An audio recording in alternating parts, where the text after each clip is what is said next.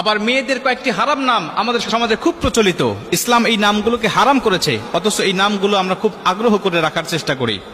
এই নামগুলো যদি থাকে তাহলে আজকে চেঞ্জ করে ফেলবেন, কারণ ইসলাম হারাম করেছে। এর মধ্যে প্রথম নম্বর রয়েছে রিয়া। রিয়া মানে হলো লোক দেখানো। এই রিয়া যদি কোনো মানুষের ইবাদতের মধ্যে থাকে, ওটা ইবাদতই নষ্ট হয়ে যায়। রিয়া শব্দের আরেকটি অর্থ হলো অহংকার, অহনিকা।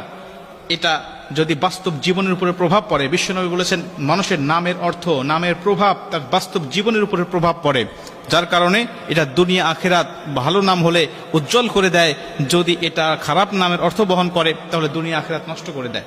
এই জন্য অর্থবোধক নাম আমাদের রাখতে হবে। রিয়া নাম এটা রাখা যাবে না। দ্বিতীয় নম্বর হলো আসিফা। আসিফা নামের অর্থ হলো সে আফসোসকারী নারী, আফসোসকারী নারী বা হতাশাময় নারী। আফসোসকারী এই অর্থ যদি তার বাস্তব জীবনের উপর প্রভাব পড়ে, সারা জীবন তার আফসোস করতে যাবে, হতাশাময় জীবন তার কাটবে। এজন্য আসিফা নামটা এটা রাখা যাবে না।